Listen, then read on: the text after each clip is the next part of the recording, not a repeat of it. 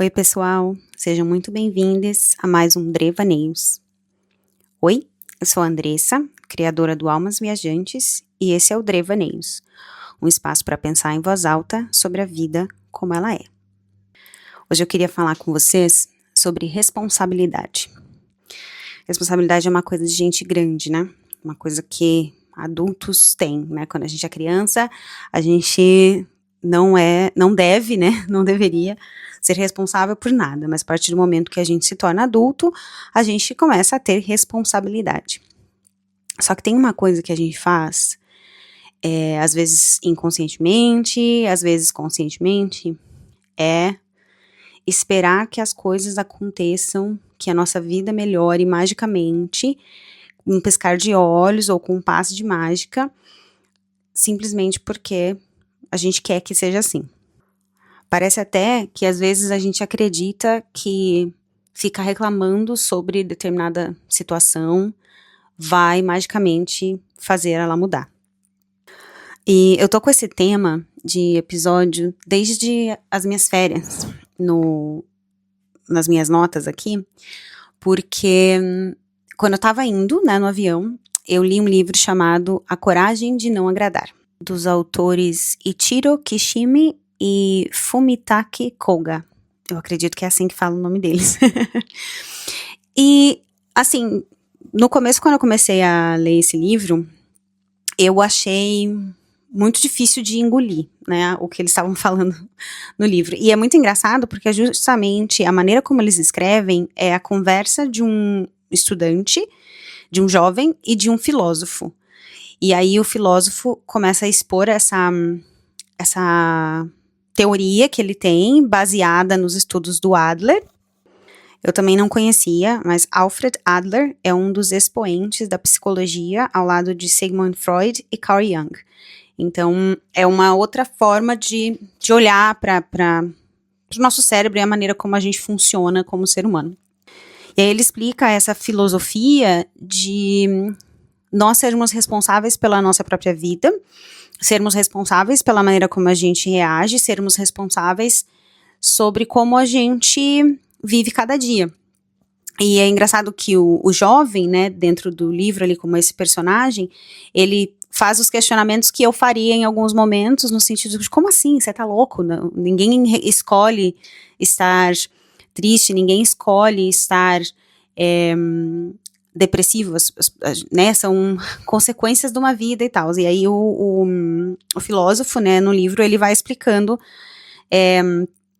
usando conceitos muito convincentes de que realmente a gente escolhe, né, as coisas que a gente faz.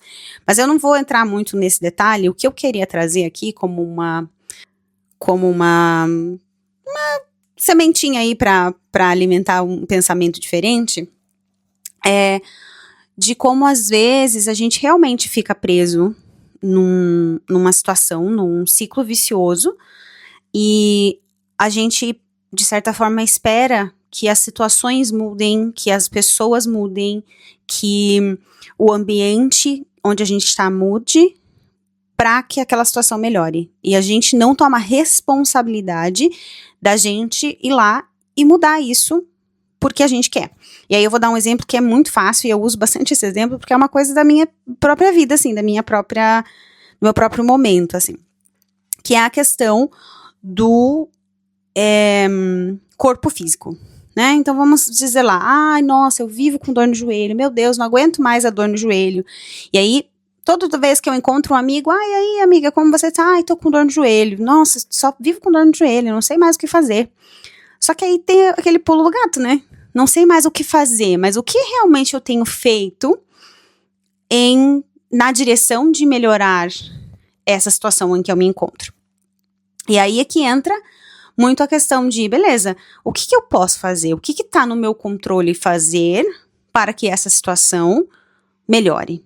Aí, primeira coisa, ir procurar um auxílio médico para ver se tem alguma coisa, alguma doença, alguma lesão, alguma coisa que tá ali realmente causando aquela dor. Aí, beleza, vamos descobrir que é, no meu caso, por exemplo, uma tendinite. Então, beleza, então o fisioterapeuta vai dizer para mim Ó, Andressa, você precisa fazer esse regime de exercício físico aqui, e você tem que estar sempre fazendo exercício físico de força para as suas pernas, porque senão sobrecarrega o joelho, aí inflama e aí você tem as crises de dor.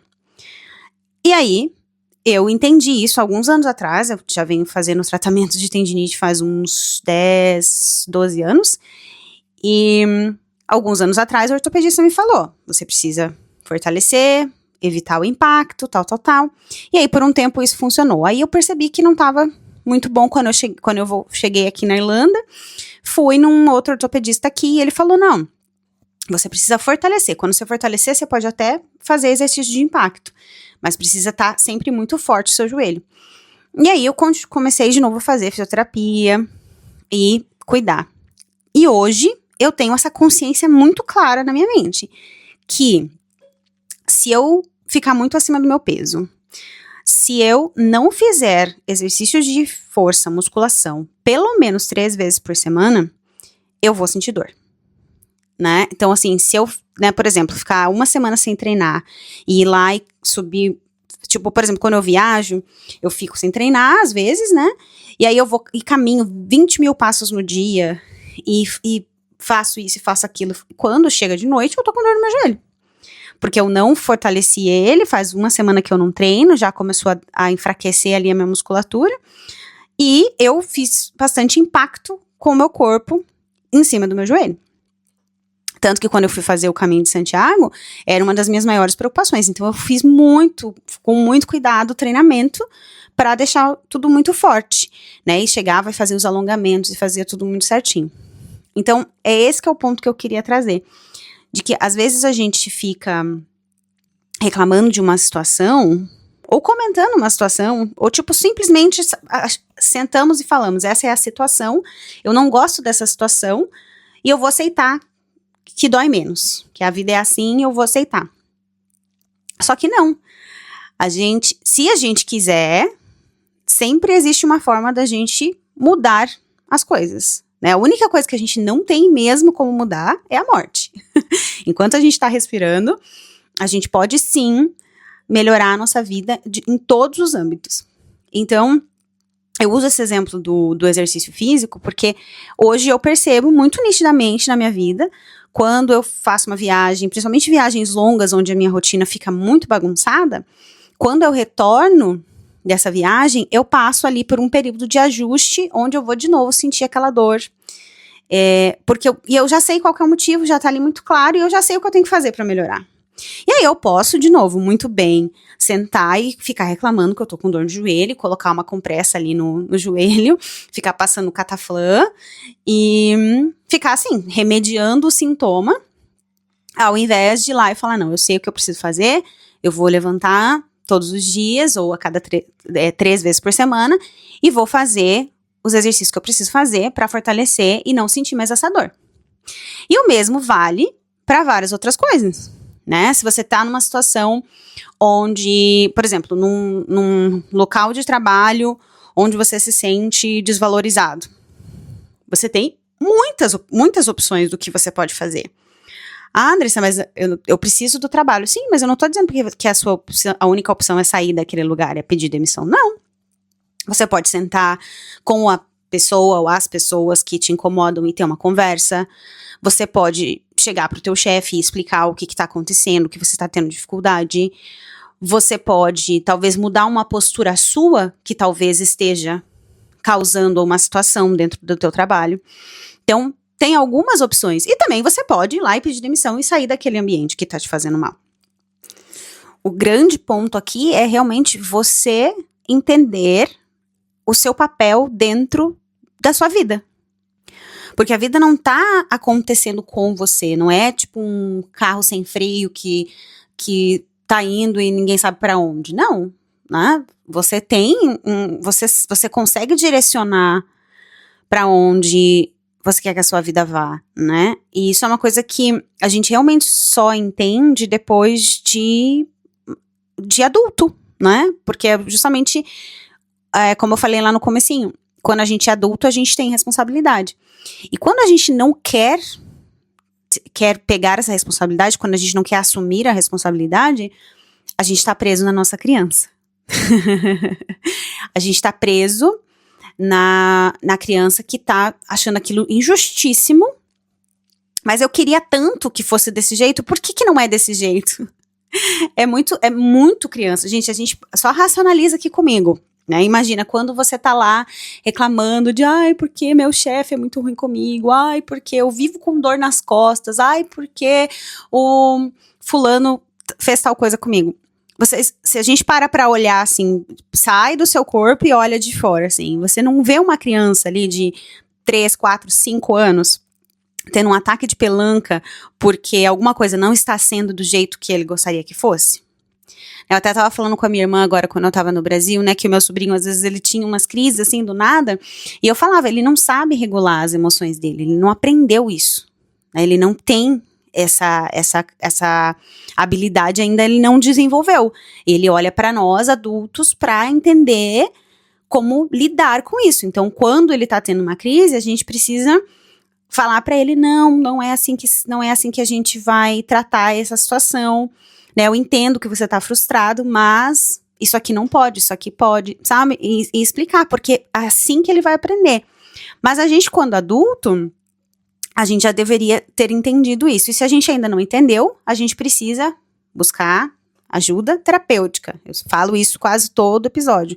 Porque quando a gente começa a entender melhor os nossos gatilhos, os nossos sentimentos, da onde que vem, todas essas coisas, a gente consegue lidar melhor com eles. Então, quando a gente consegue entender, aquele ataque de pelanca que eu tive, qual é a emoção raiz daquele ataque de pelanca, eu vou conseguir, de certa forma, aos pouquinhos, ir lidando com aquilo de uma forma melhor. E aos pouquinhos, e olhando para aquilo de uma forma mais estratégica mesmo, sabe? Tipo, estou olhando aqui para a minha situação de saúde. Eu tenho muita dor nas costas, tenho bastante dor de estômago, tenho tido bastante dor de cabeça. O que eu posso fazer? Posso ir no médico. Mas não tem dinheiro para ir no médico. Beleza. Posso, então, ler, obviamente, procurar fontes fidedignas de informação e ler sobre, o que seria possíveis causas dessa dor de cabeça ou dessa dor de estômago. Posso ajustar minha alimentação. Beleza, vou ajustar minha alimentação. Preciso dormir melhor para daí não ter dor de cabeça. Então, beleza, vou dormir melhor.